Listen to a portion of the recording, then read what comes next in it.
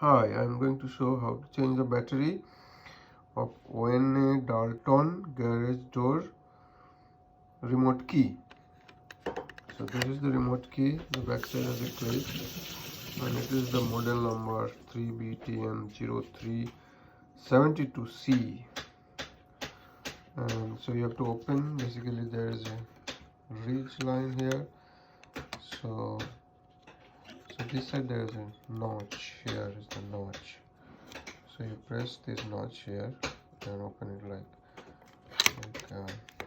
this. Here it will come out. Just pull it here, and if you see there is a back side here, and this one the lid, your locking system. The locking system here on both sides.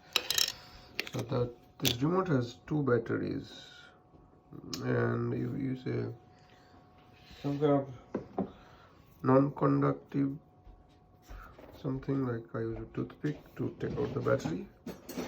So press it here and the battery will come out through this side, and similarly press here and the battery will come through this side.